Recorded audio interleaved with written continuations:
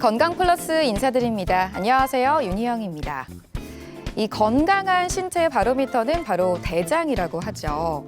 이 아무리 좋은 음식을 먹어도 영양 섭취가 원활하지 않거나 또 독소 배출이 잘 이루어지지 않으면 이 신진대사에 큰 문제가 생기게 되는데요. 특히 서구화된 식습관으로 인해서 발병률이 더 높아진 질환이 있다고 합니다. 오늘의 주제 바로 대장암입니다. 길이 약 1.5m. 한국인을 노리는 가장 지독한 암종 중 하나인 대장암. 대장암은 직장과 결장에 생기는 악성 종양으로 발생 위치에 따라 그 이름이 달라진다. 최근 식단이 서구화되면서 젊은 층의 발병률이 높아지고 있다. 대장암이란 말 그대로 대장이라는 장기에 생긴 악성 종양을 뜻하고요. 대장은 해부학적으로 나눠서 보면 결장과 직장으로 이루어져 있습니다. 그래서 결장과 직장이 생기는 결장암, 직장암을 통틀어서 우리가 대장암이라고 얘기를 하고 있습니다. 소화기관 맨 마지막에 위치해 있는 침묵의 장기 대장. 20년 전에 비해 대장암 발생률은 무려 4배 가까이 증가했다는데 우리나라에선 매년 3만 명 정도가 대장암으로 진단받고 있다. 발병 위치도 증상도 다양하게 나타나는 대장암. 오늘 TV 주치에서는 소리 없는 침입자, 대장암에 대해 자세히 알아본다.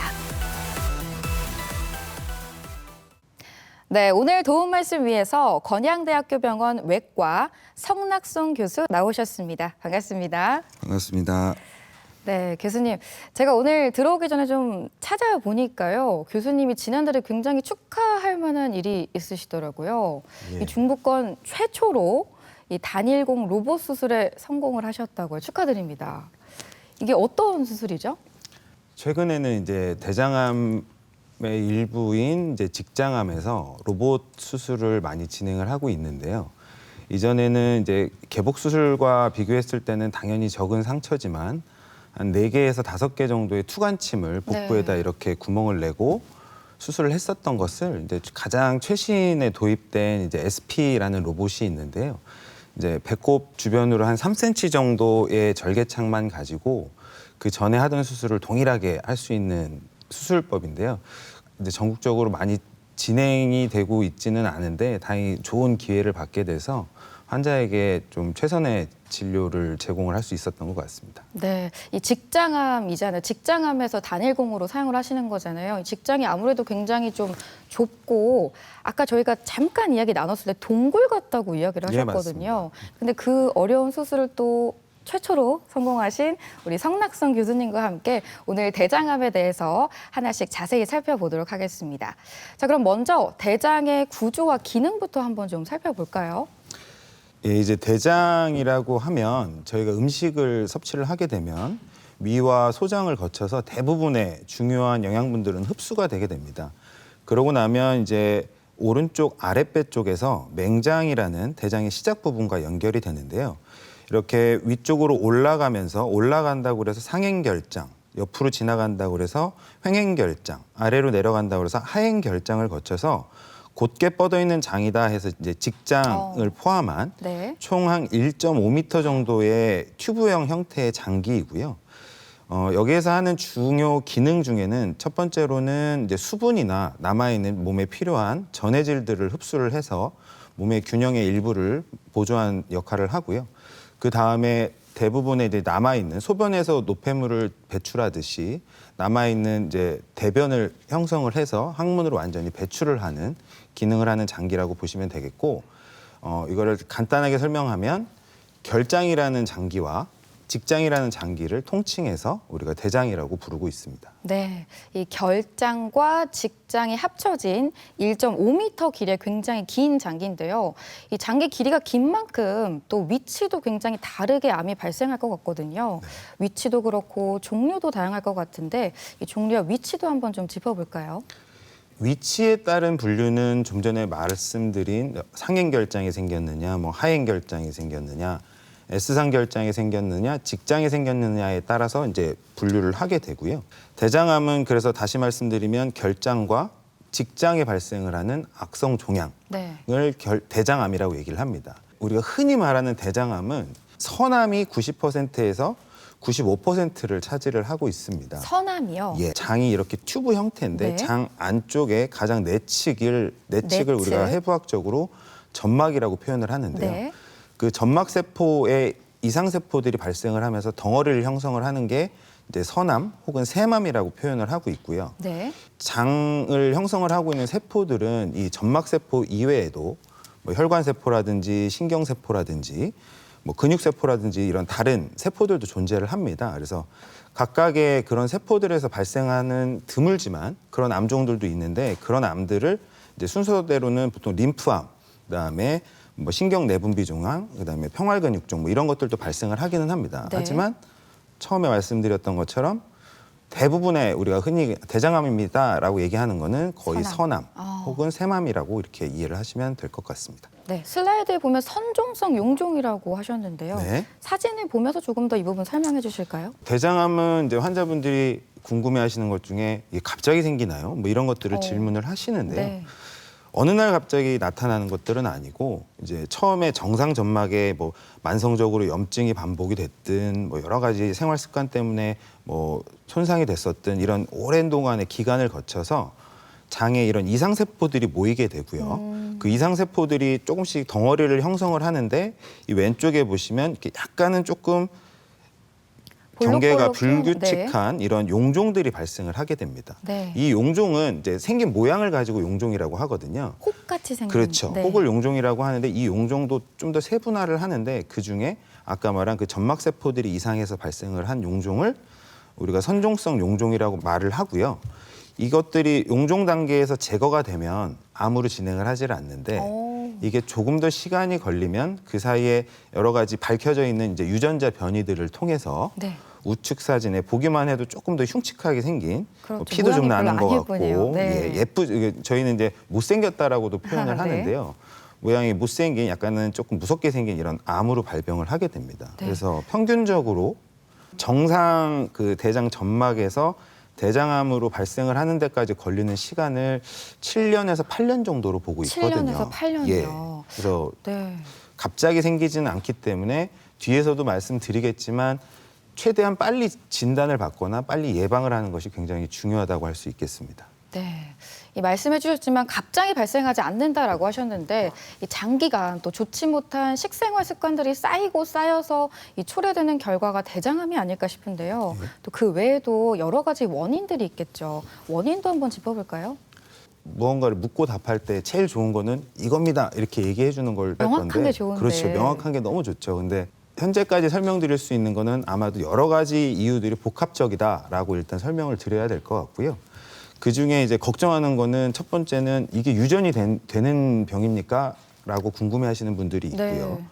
그다음에 장염이 내가 많이 걸렸었는데 나중에 이게 대장암이 발생을 할 수 있나요? 이렇게 물어보시는 분들도 있습니다. 근데 어느 하나 명확하게 원인이 되는 경우는 대장암의 한 1%에서 5% 정도는 정말로 유전자 변이가 유전이 돼서 모든 가족에서 이제 대장암이 발생을 하는 경우도 있기는 하지만 대다수의 경우는 여러 가지 염증성 병변 플러스 최근에 이제 발생 연령도 낮아지고 있는데 이런 생활 습관이나 식습관과도 굉장히 네. 관계가 있다고 저희가 보고 있고요. 뭐 1에서 5%는 완벽히 유전이 되는 대장암, 한 15% 정도는 이제 가족성 대장암이라는 또 다른 표현을 하기도 하는데요. 가족력 말씀하시는 그렇죠. 건가요? 네.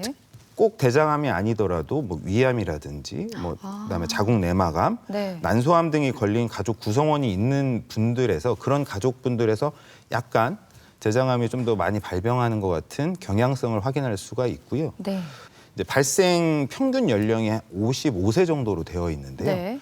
즉 서서히 몸에 무언가가 쌓이면서 발생을 그쵸. 하는 걸 예측을 할 수가 있습니다. 또 하나는 예전에는 우리나라에 대장암이 많지 않았지만 네. 지금은 전 세계에서 인구 대비 발생률을 1, 2위를 다툴 정도로 굉장히 많이 발생을 하는데 심지어 요새는 젊은 세대에서의 대장암이 증가하고 있거든요. 네. 그런 것들을 봤을 때 어떤 뭐 스트레스라든지 생활 습관, 식습관이 굉장히 연관성이 깊은 질환이라고 얘기를 드릴 수 있을 것 같습니다. 네, 저도 선생님 이야기 듣다 보니까 궁금한 게 이 90년대까지만 해도 대장암이 그렇게 많지 않아서 이 선진국에서 이 암이 좀 많이 생겼다고 해서 선진암이라고 불렸다고 네, 하더라고요.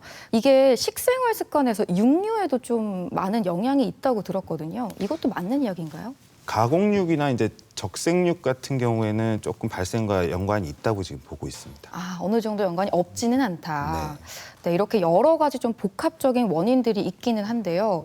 말씀해 주셨다시피 우리나라가 아시아권에서도 1위이지 않나요? 전 세계 분포도하고 이제 국내 발생률의 현재 추세를 말씀을 드려보면 우리가 흔히 선진국이라고 일컫는 뭐 북아메리카나 네. 그다음에 이쪽 가운데 있는 서유럽 같은 경우, 그다음에 아래쪽에 있는 이제 호주, 대한민국하고 네. 일본 이런 소위 이제 선진국형 체제를 갖고 있는 국가들에서 굉장히 발생 빈도가 높고요. 네. 그 매년 이제 WHO에서 네. 이 발생률을 보고를 하는데요.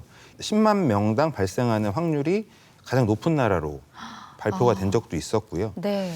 남자 여자에서 남녀 이제 발생하는 비율을 보면 전체적으로는 갑상선암, 네. 그다음 폐암 다음으로 세 번째로 호발을 하는 암이고요. 네.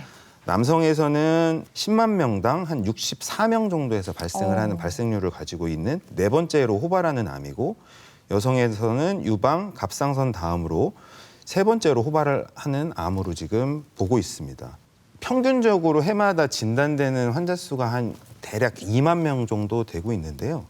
그나마 다행인 것은 2014년을 기준으로 대장암이 진단되는 발생률이 한 3%에서 4% 정도 계속 감소하고 있는 추세입니다. 오, 감소했어요? 예, 그 이유는 저희가 전 세계 어느 나라와 비교해도 대장 내시경을 할 수 있는 접근성이 굉장히 좁고 네.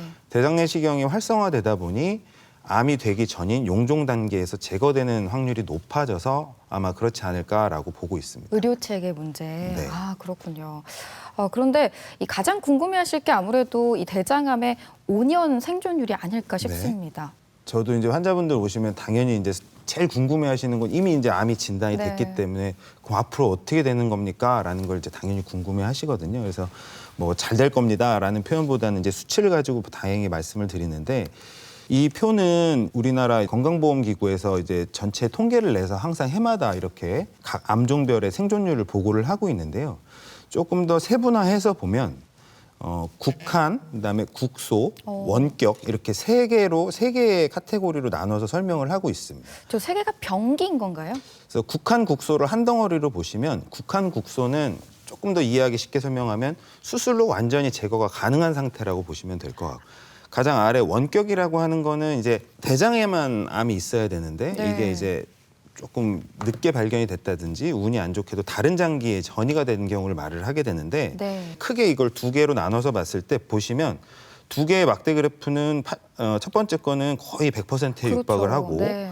두 번째도 보면 80%를 상회하는 이제 결과를 보이는데, 즉 수술을 받고 진단받고 치료를 받고 5년 이상 문제없이 생존했을 가능성이 이렇게 높다라는 걸 보여주는 거고요. 네. 원격 전이, 즉 좀 진단이 늦게 된 경우죠. 늦게 된 경우는 아직까지도 많은 노력을 하고는 있지만 5년 생존율이 거의 한 20% 조금 안 되는 수준. 네. 즉 그 격차가 굉장히 큰 걸 볼 수가 있습니다. 그래서 이 데이터만을 가지고 볼 때도 안 생기는 게 가장 좋겠지만 빨리 진단돼서 치료받는 것이 굉장히 중요하다라는 걸 알려주는 표라고 볼 수 있겠습니다. 다른 암들과 비교했을 때는 그래도 원격 전이가 됐다 하더라도 이 수술을 받았을 때 생존율이 적은 편은 아닌 거네요. 맞습니다. 이거 정확하게 보셨습니다. 그래서 네. 적극적인 이제 전이가 되어 있더라도 적극적인 치료를 통해서 다른 암종들에 비해서는 생존율이 많이 향상되어 있는 상태라고 보시면 될 것 같습니다. 네. 그리고 저희가 사실 암에 대해서 좀 이야기를 할 때 이런 이야기 많이 하잖아요.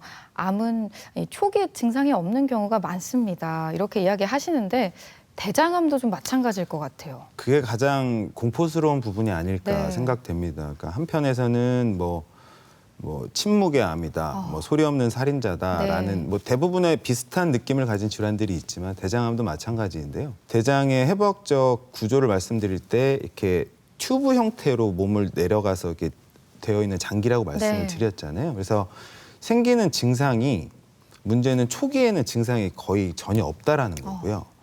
이제 증상이 생기려고 한다면 상식적으로 생각해 봤을 때 이렇게 동그랗게 생긴 튜브에 덩어리가 생기기 시작하면 네. 점점 막히는 증상을 나타나게 되거든요. 그렇죠. 그러면 이제 서서히 진행을 하는 거죠. 소화불량인 것 같기도 하고 간헐적으로 복통이 있는 것 같기도 하고 이제 어느 정도 진행이 돼야 그 궤양들이 동반되면서 출혈도 조금씩 나올 것이고 그래서 이런 증상들이 동반되어서 병원에 와서 진단이 되는 경우에는 조금 진행이 돼 있을 수 있고요. 즉 오른쪽 이쪽 우측 아래에서 맹장부터 상행결장을 통한 이렇게 옆으로 횡행결장으로 연결이 되는데요. 네. 장기가 여기에서는 직경이 한 4cm에서 한 6cm 정도. 직경이 좀 큽니다. 네. 그리고 점점 이렇게 좌측으로 가면서 변으로 나오는 이 하행 결장은 직경이 2에서 4cm 정도로 좁아지게 됩니다. 즉 똑같은 크기로 진행이 되었을 때 우측은 막힘 증상이 좀 굉장히 늦게 나타날 수밖에 없고요. 그래서 실제적으로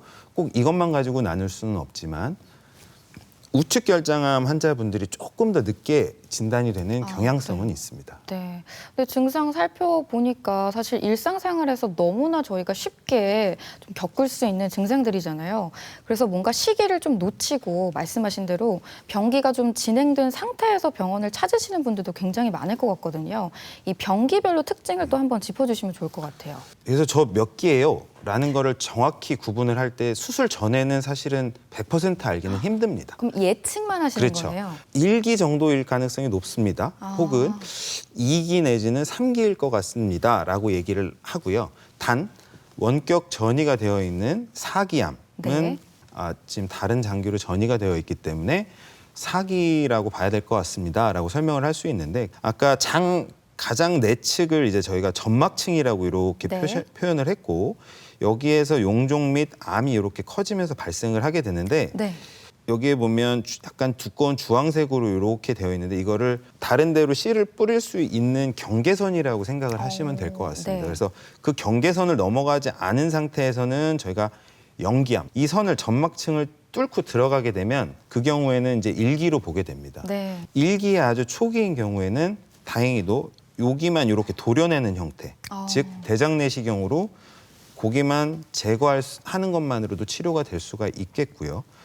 2기 같은 경우는 장 안에만 있긴 하지만 어느 정도 이제 좀 자기 덩치를 키운 상태라고 생각을 하시면 될 것 같고 네. 3기는 대장에 혈관을 공급을 하고 있는 주변에 이런 림프절이라는 조직들이 다 몸에 있거든요. 림프절. 네. 예, 이 림프절에 암세포를 보낸 상태. 림프절 전이는 이렇게 단계별로 가신다고 보면 될 것 같고 혈액은 여기가 없는데 뜬금없이 조금 멀리 있는 곳까지도 뿌려질 수 있다 이렇게 생각을 하시면 될 것 같고 혈액에 있는 암세포는 그 명확히 눈에 보이는 게 아니기 때문에 네. 그 수술을 하더라도 병기에 따라서 진행이 많이 되는 경우에는 항암 치료를 하게 되는데요. 항암 치료를 하는 그 이유가 되기도 합니다. 저희가 이렇게 대장암의 병기의 특징에 대해서 좀 살펴봤는데요. 이 대장암 저희가 진단을 할 때 또 약물을 이렇게 한 1리터 정도 마시잖아요. 또 진단하는 방법이 굉장히 여러 가지가 있다고 알고 있거든요. 네. 이 부분도 좀 설명을 해주실까요? 40세가 넘어가게 되면 국가검진에 포함되는 것 중에 하나가 이제 체변을 받아와서 체변 안에 있는 뭐 피를 확인하는 검사, 분변 자멸 검사라고 표현을 하는데 출혈이 생기면 그 출혈되는 세포 안에 헤모글로빈이라는 네. 성분이 있는데 그 헤모글로빈에 특정적으로 달라붙는 항체를 확인을 하는 검사입니다. 그래서 실제 암이 있는지를 확인을 할 수 있는 확률이 한 65%에서 한 75% 정도 된다고 되어 있고요. 네. 두 번째로 있는 분변 유전자 변이 검사라는 건 이건 굉장히 비교적 최근에 시행되기 시작한 검사인데 특정적으로 변이가 잘 일어나는 유전자를 찾아내는 검사법입니다. 그래서 암이 있을 때 이게 정말 암이 있다고 진단을 해줄 확률이 한 90%를 상회할 정도로 높아지는 걸로. 이 두 가지 검사는 장점은 힘들지 않다라는 거고요.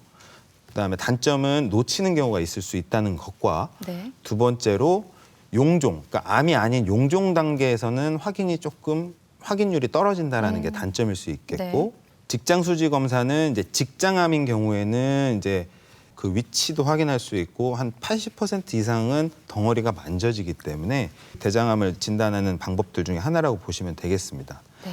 그런데 문제는 대장 내시경을 해야 되느냐 마느냐가 이제 왜냐하면 그 물 먹는 게 사람마다 나는 뭐 괜찮은데 어떤 분들은 굉장히 막 역해서 힘들어하기도 하고 네. 공포스럽거든요.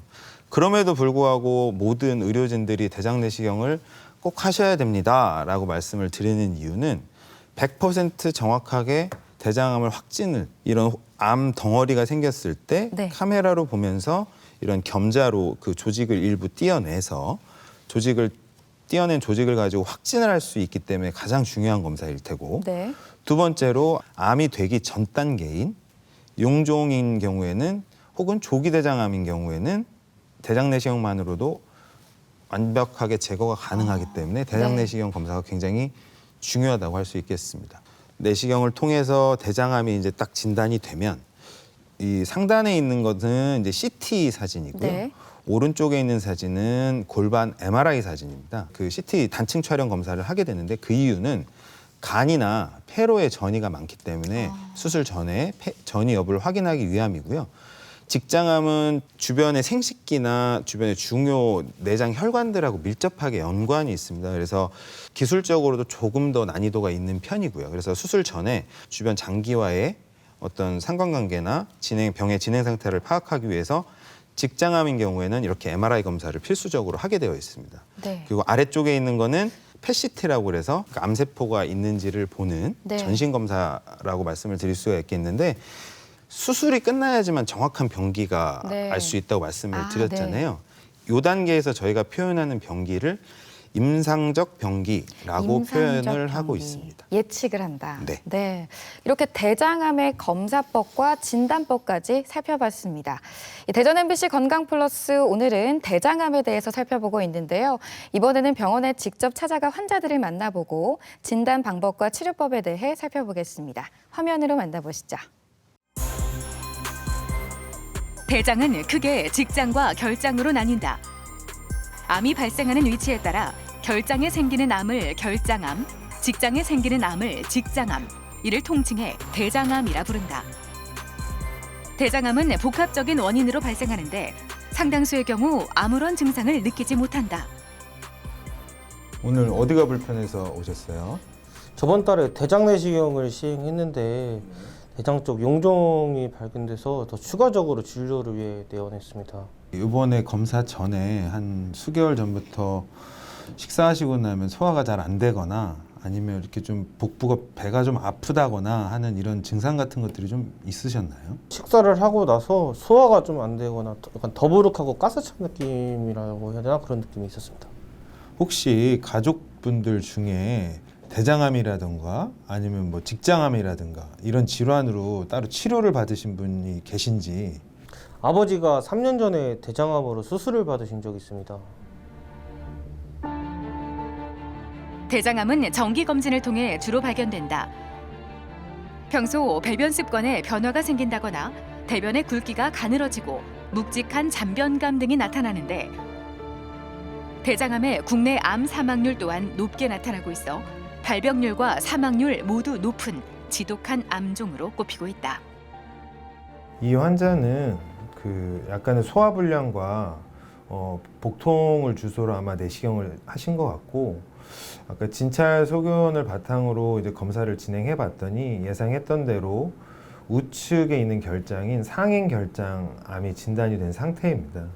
그런데 이제 크기가 꽤 큰데도 불구하고 다행히도 간이나 폐와 같은 다른 장기로의 전이는 없어서 우선은 수술을 통해서 근치적 절제술을 시행하고 그를 바탕으로 완치까지도 현재 예상해 볼 수 있는 단계라고 말씀드릴 수 있겠습니다. 대장암이 가장 잘 생기는 부위는 구불결장과 직장. 항문 직장 수지 검사 등을 통해 전반적인 환자의 상태를 파악하고 대장암 진단을 위해서는 반드시 추가적인 진찰과 검사가 필요하다. 대장암의 진행 정도를 확인하고 치료 방법 결정을 위해서는 대장 조영술이나 내시경, 경항문 초음파 등을 단계별로 시행해야 한다. 어디가 불편해서 오셨을까요? 요즘 변을 봐도 변이 이렇게 시원하게 보는 것도 아니고 이렇게 가끔씩 이렇게 자주 피가 이렇게 묻어 나오거든요. 그럼 혹시 다른 증상 같은 건 없으셨어요? 최근에 이렇게 살이 한 2kg 정도 좀 빠졌던 것 같기도 하고 변이 이렇게 좀 보면 자꾸 실변처럼 이렇게 가늘게 나오더라고요. 마지막으로 대장 내시경 검사 받아보신 게 언제세요? 아직까지 한 번도 대장 내시경을 해본 적은 없습니다. 대장암은 조기에 발견하면 생존율이 90%로 높지만 발견 시기가 늦어질수록 생존율 또한 급격하게 떨어진다. 때문에 주기적인 내시경 검사를 통해 대장암의 원인이 되는 용종이나 선종을 조기 발견해 제거하는 것이 무엇보다 중요하다. 이 환자는 그 내시경을 시행해 봤더니 항문에서 한 5cm 정도밖에 떨어지지 않은 직장 내에 진행성 직장암으로 진단이 되었습니다.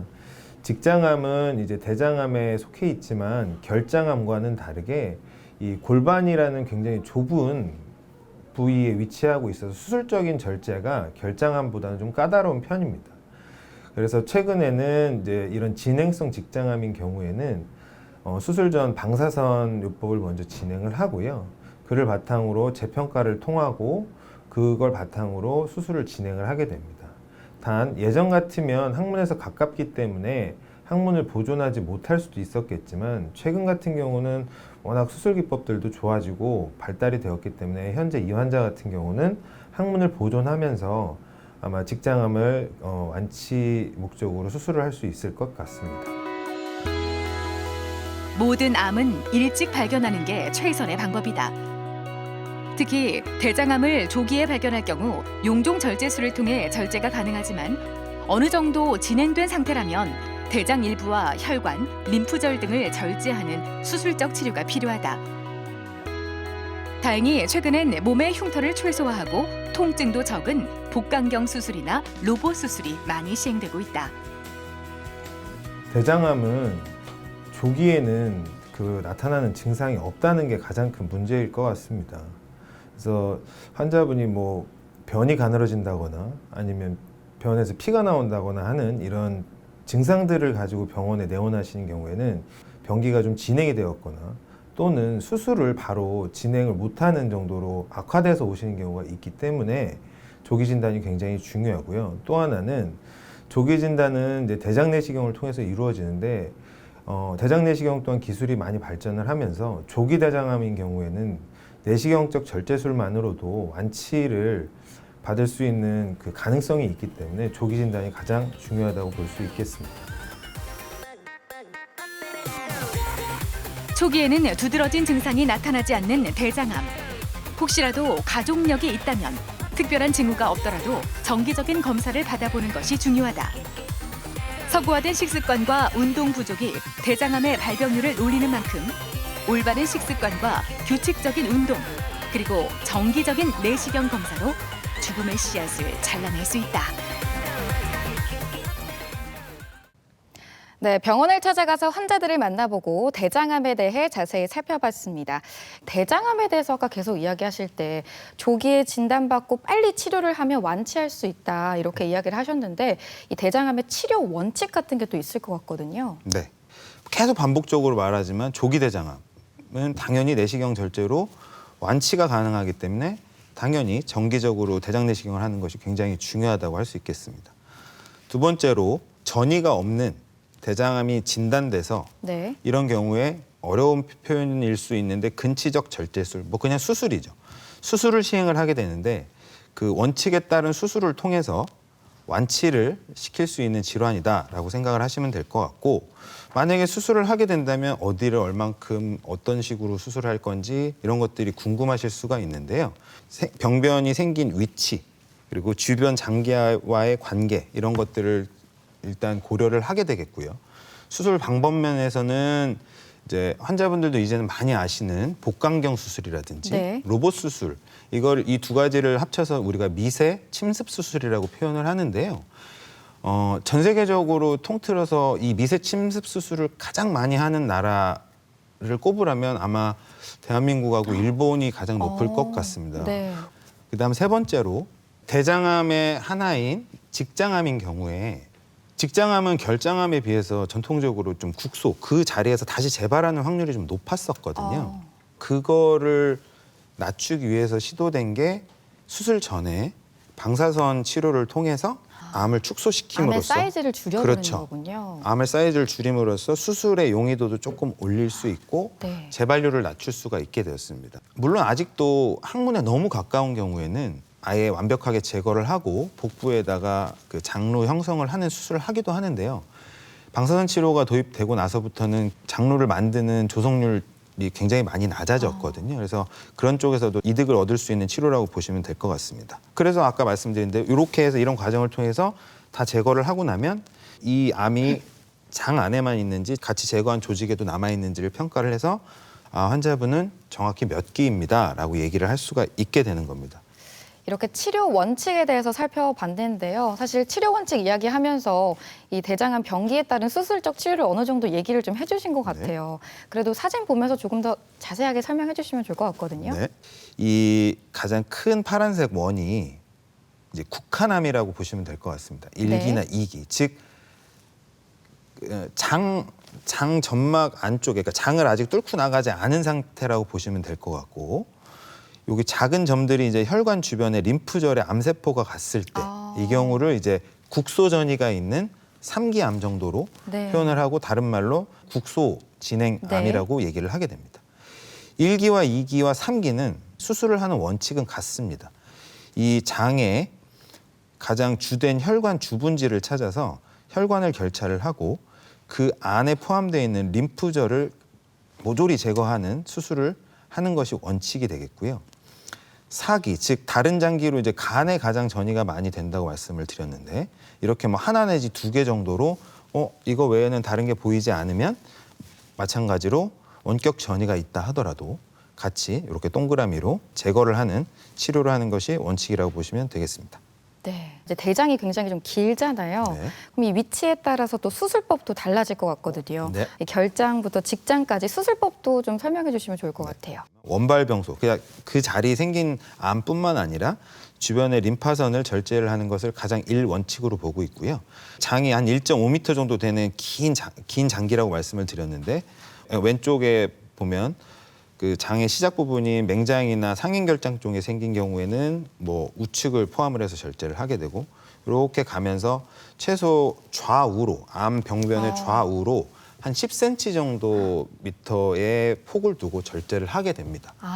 그러면 이제 왜 이렇게 많이 자르나요? 라고 네. 궁금해 하시게 되는데, 사실상 장 길이가 어느 정도 꽤 길기 때문에 특수한 상황에 장을 전절제를 하거나 이런 경우가 아니라면 네. 수술 후에 시간이 지나면서 환자분들이 느끼는 증상은 거의 없다고 보셔도 될 것 같습니다. 네.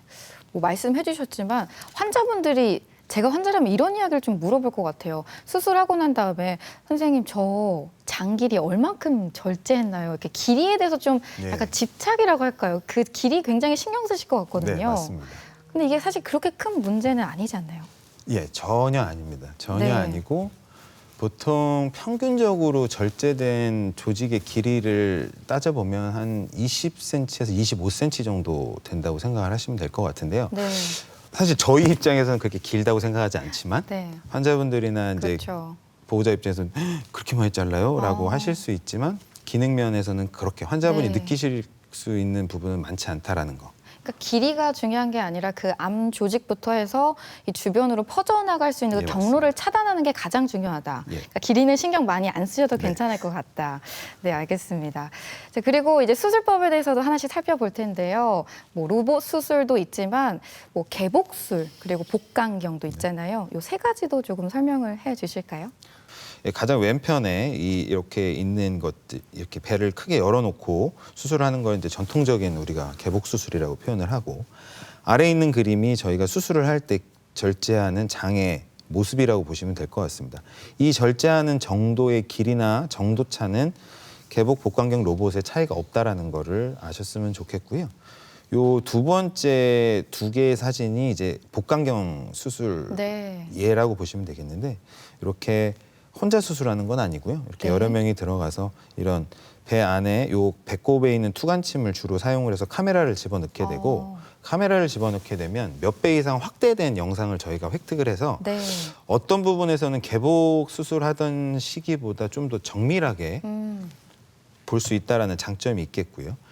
이 복강경 수술에서 조금 더 진일보했다거나 표현을 할 수도 있겠지만 이런 로봇 수술을 요새는 또 직장암에서 많이 진행을 하는데 이제 이 각각의 투관침에 긴 한 35cm 정도 되는 길이의 기구를 사람 손으로 이렇게 움직이는 게 복강경이라면 네. 기구를 삽입을 해서 이 로봇 팔에 이렇게 결착을 시켜서 이렇게 조금 이 수술 환자 받는 환자분의 좀 옆에 있는 다른 이런 콘솔 박스에 들어가서 네. 수술을 진행을 하는 것을 로봇 수술이라고 보시면 될 것 같습니다.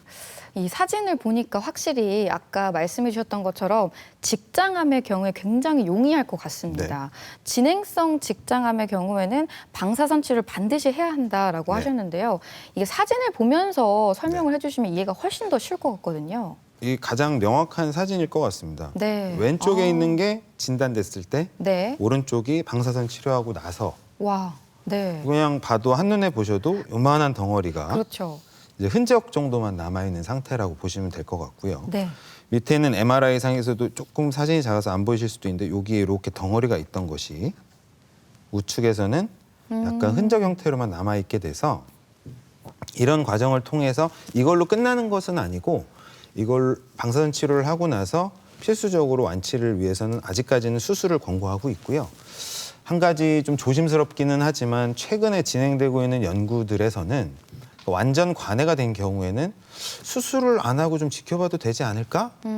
라는 주장도 좀 있는 편입니다. 그래서 뭐 수술을 안 해도 될 수도 있겠다라는 생각을 잠깐 할 수는 있는데요. 아직까지는 현재 저희가 알고 있는 근거 수준에서는 방사선 치료를 해서 이렇게 작아지더라도 완벽하게 절제를 해야지만 완치율을 올릴 수 있는 걸로 완치를 기대할 수 있는 것으로 보고 있습니다. 네. 이렇게 진행성 직장암의 방사선 치료까지 한번 살펴봤습니다. 자, 그리고 이제 대장암이 초기가 아니라 좀 진행이 됐을 때, 전이가 됐을 때는 또 이야기가 많이 달라질 것 같은데요. 전이암 치료에 대해서도 좀 설명을 해주시면 좋을 것 같아요. 맞습니다. 환자분들이 이제 일반적으로 쓰시는 단어들 중에 저희는 이제 말기라는 말을 잘 안 쓰거든요. 네. 그래서 몇 기, 4기가 조금 많이 의심이 됩니다라고 표현을 하면 그럼 저 말기예요? 이렇게 이제 처음부터 낙담을 하시는 분들이 많으신데요. 네. 네. 수술로 같이 제거를 한 경우에는 네. 5년 생존율이 15%에서 거의 50%에 육박할 정도로 올라가기 네. 때문에 같은 사기라도 어쩌면 다 같은 사기가 아닐 수가 있기 때문에 네. 미리 걱정하거나 낙담하실 필요는 없다라는 게 저희 생각입니다. 네, 그러니까 전이된 형태에 따라서 절제가 가능하다면 완치도 가능하다. 그럼요. 예를 한 분을 보여드리면 네. 장시간에 걸쳐서 10여 년에 걸쳐서 재발을 여러 번 하셨던 분인데요. 네. 맨 처음에 이제 대장에만 병변이 있어서 이제 대장암 수술을 진행을 했는데 추적 관찰을 하는 동안에 이렇게 두 번째 사진에 보면 간에 색깔이 다른 원 형태의 모양이 있는데 간에 재발 즉 전이가 돼서 네. 이 부분을 치료를 하고 또 경과 관찰을 하던 중에 이번에는 폐에 다행히 절제가 가능한 형태로 또 재발을 했습니다.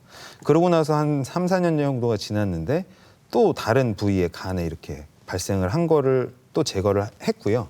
총 4번의 수술을 진행을 한 거죠. 그렇지만 현재는 이제 완치로 생각을 하고 지켜보고 있는 단계라고 보시면 되겠습니다. 이 치료 원칙을 들어보니까 이 관건은 두 개인 것 같아요. 암 사이즈를 얼마큼 줄이느냐, 그리고 또 이 절제가 가능한 전이암이냐, 이 두 가지가 좀 관건일 것 같습니다. 네, 맞습니다. 네, 이렇게 전이암의 치료에 대해서 좀 살펴봤고요. 다음으로는 또 직장암에 대해서 살펴볼 텐데, 이 직장암 수술을 하게 되면 뭐 아까도 말씀해 주셨지만 인공적인 장로를 단다고 하셨어요. 네. 일단 장로를 만들면 그거 자체가 환자분이 겪는 후유증이라고 볼 수 있겠고요. 그렇죠. 아까 장의 절제 길이는 중요하지 않다고 말씀을 드렸었는데요.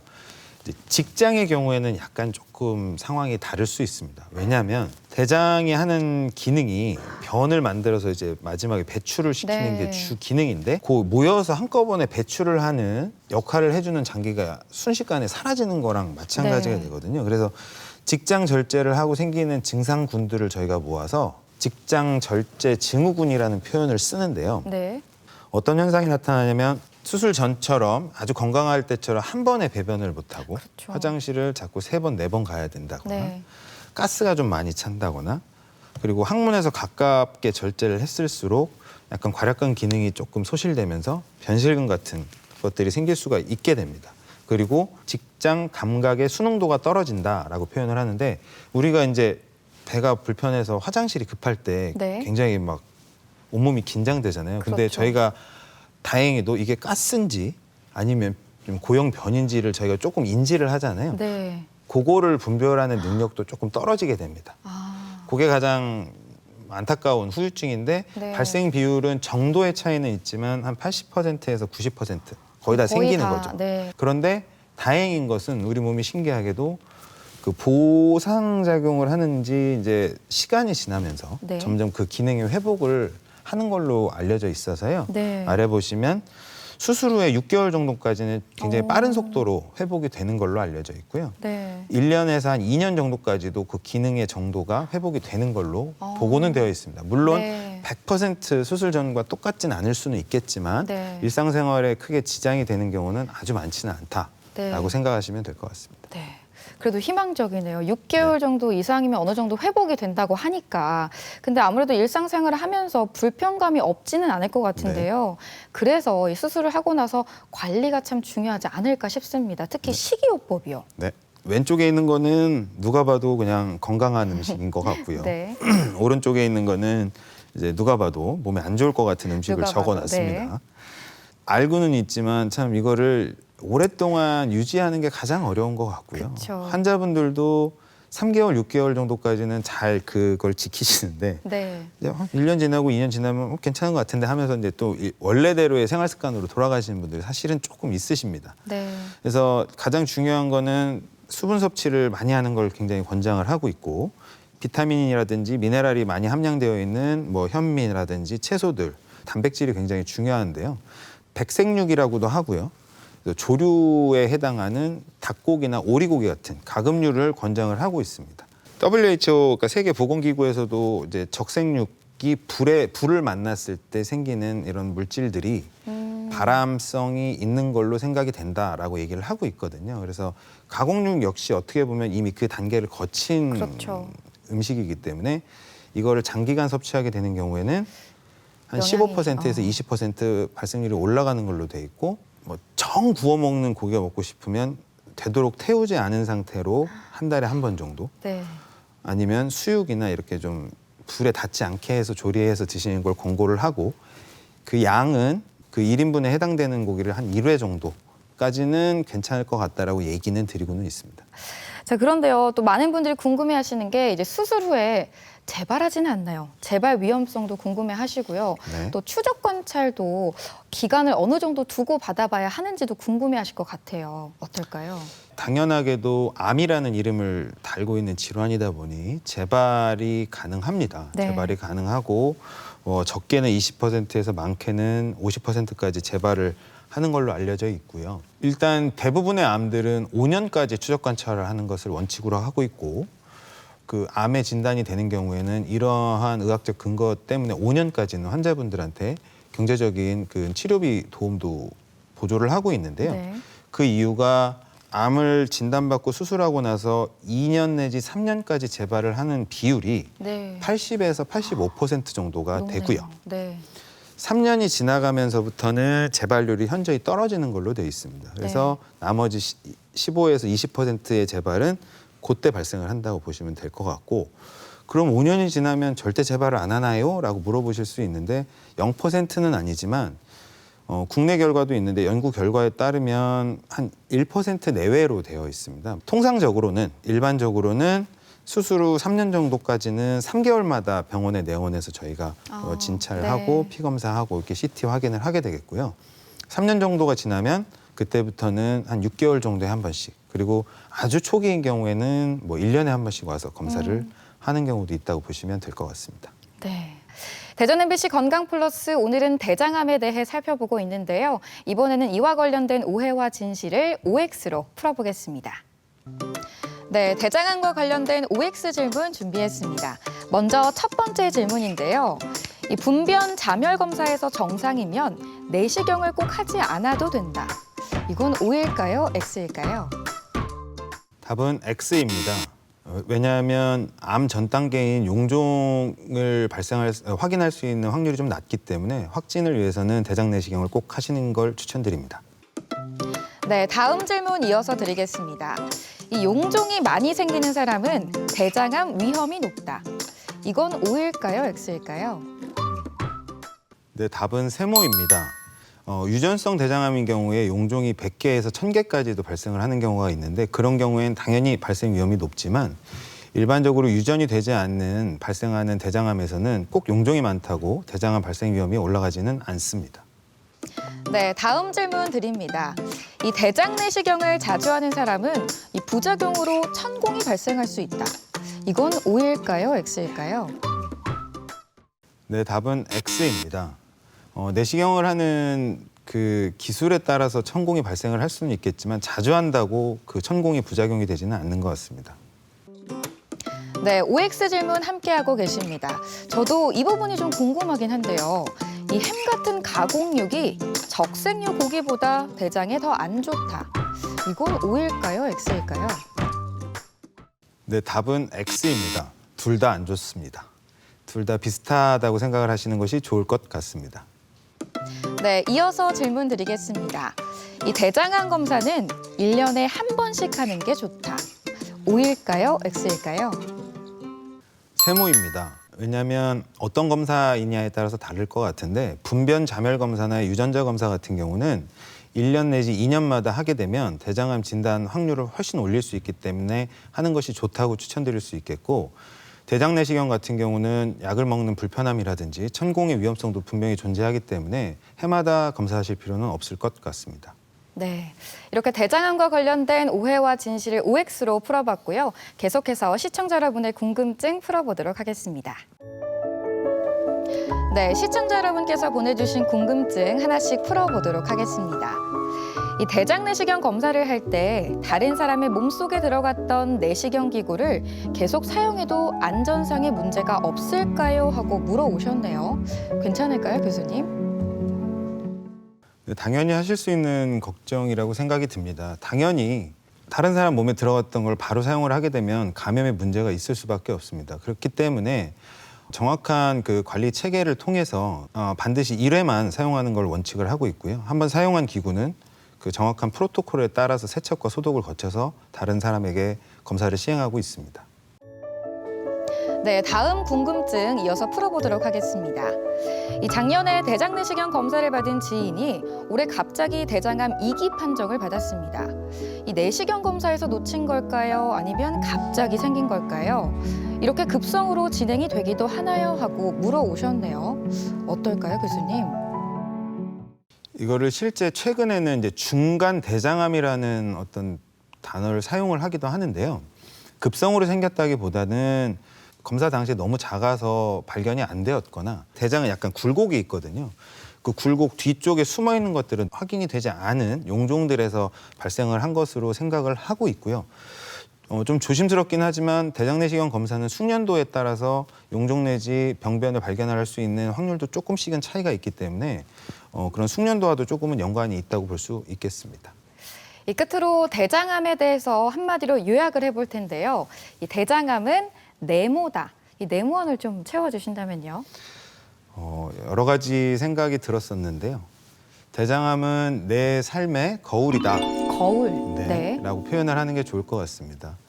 현재 그 세계적으로 그 대장 내시경을 권고하는 시기가 50세에서 45세로 줄어들고 있는 추세입니다. 그 이유는 국내뿐만 아니라 다른 나라에서도 지금 젊은 층에 점점 발생 나이가 낮아지고 있는 추세가 명확하거든요. 비만율이 올라가고 뭐 과도한 업무에 따른 스트레스라든지 운동량의 저하 등 이런 모든 나의 생활 습관들이 이 질환 발생에 어느 정도 연관성이 있다는 걸 우리가 알 수 있기 때문에 우리가 몸을 어떻게 관리해 왔는지를 나타내는 질환이라고도 볼 수 있을 것 같습니다. 그래서 내 삶의 거울이다라는 표현으로 말씀드릴 수 있을 것 같습니다. 네, 알겠습니다.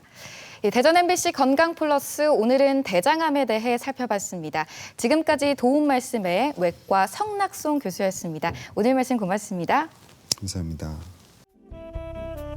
네, 건강플러스 오늘 준비한 내용은 여기까지입니다. 건강한 한 주 보내시고요. 저희는 다음 이 시간에 다시 찾아오겠습니다. 함께해 주신 여러분 고맙습니다.